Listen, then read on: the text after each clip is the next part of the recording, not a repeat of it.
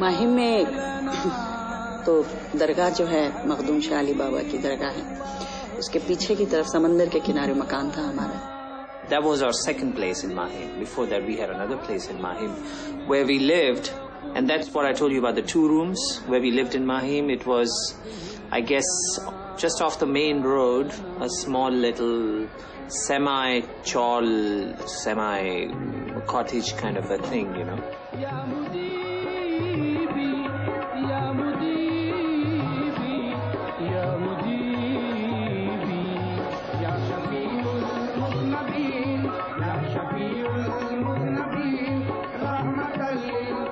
ذاکر کی ماہم کی جہاں تک کی زندگی ہے، بس یہ سمجھ لیجئے کہ وہاں تو اس کا بچپنا گزرا ہے.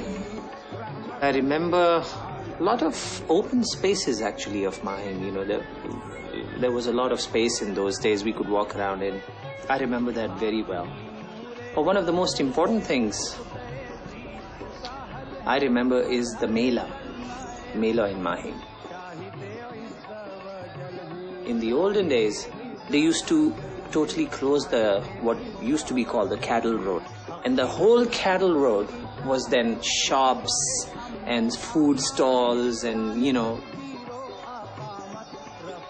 all kinds of halwa, puris and flower shops and toys, everything.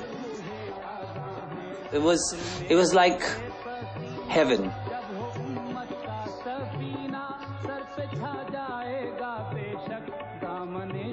We used to have the whole street to ourselves, you know, because no cars, nothing, and we playing cricket and we are running around the streets and having halwa puris and, you know, just totally incredible. You know, that was the best thing that happened in Mahim in those days. اور وہاں میلہ ہوتا تھا تو اس میلے میں جیسے کہ وہ سندل نکلتے ہیں لے کے پھرتے ہیں نا سروں پہ اور آگے ڈھول تاشے سب بجتے ہیں تو اس میں وہ ایک پٹھان تھے تو وہ ڈھول بجاتے تھے پٹھانی ڈھول وہ ٹوٹا.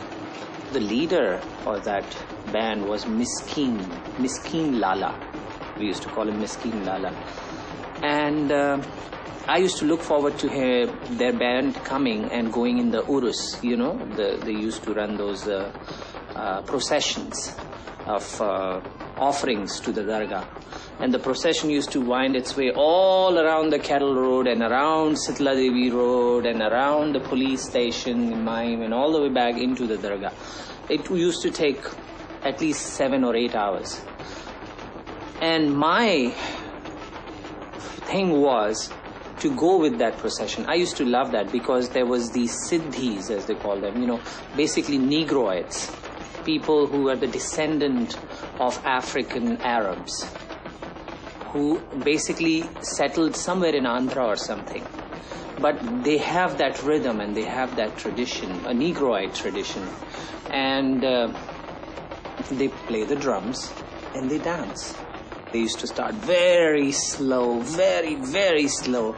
And by the time the hour ended, they were like frenzy pace.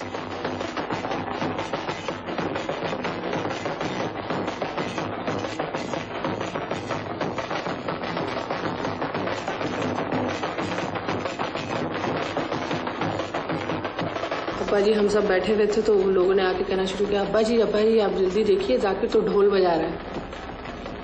تو جب ہم گئے وہاں دیکھا تو مسکین لالا نے کیا کیا اپنے ان کے بھائی بجاتے تھے ڈھول ساتھ میں اور وہ پٹھانی میں اٹھا کے ذاکر کے گلے میں پہنا دیا اور ذاکر کے گھٹنوں سے بھی نیچے ڈھول آ رہا اور اتنا بڑا ڈھول اس نے کبھی ڈھول نہیں بجایا اور وہ لکڑی کے ساتھ جو بجتا ہے اور وہ ایسے بجا رہا تھا جیسے کہ ساری زندگی سے ڈھول ہی بجا رہا ہے.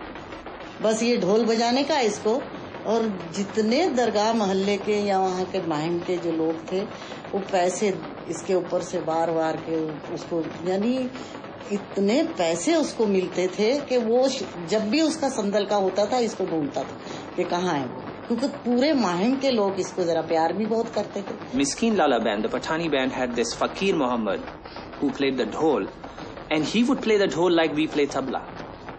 All the laggi patterns and all the relas and all that stuff, all beautiful baya work, you know, all the thing with the stick. I don't know how he did that, but all the terekitas and everything, you know, it was like hearing tabla but on the dhol. on a dhol and doing all these fantastic things. It was incredible, with sticks. Then there was a Tasha Marfa band. You know what a Tasha Marfa is? Tasha Marfa is the thing that's played like this.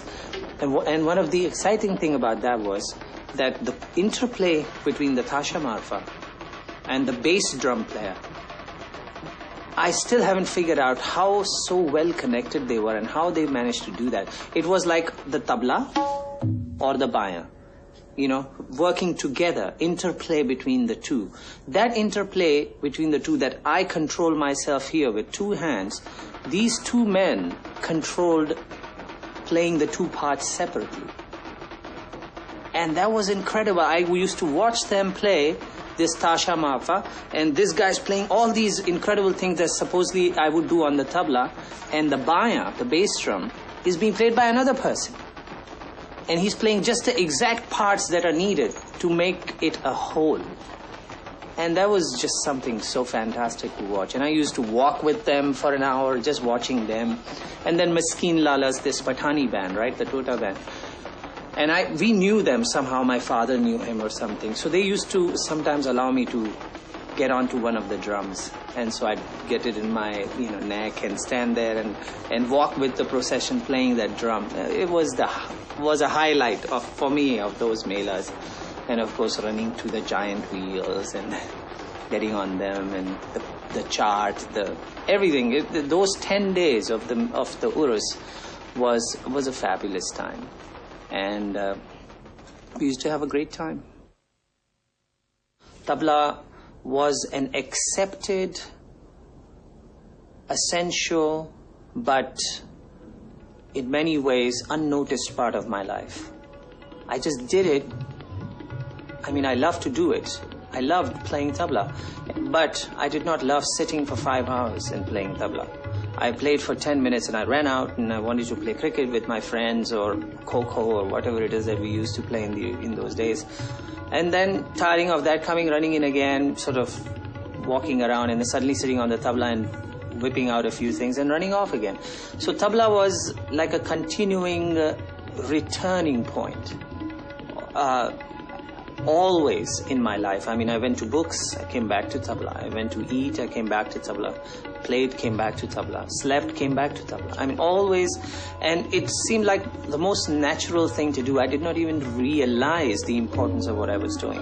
I just grew up with it, and it was just as natural as it could be.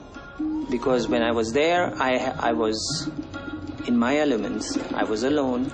I knew I was capable. I knew I was strong. I knew what I was doing. And I knew that I was at that time just as good as anybody else in the world at whatever they do.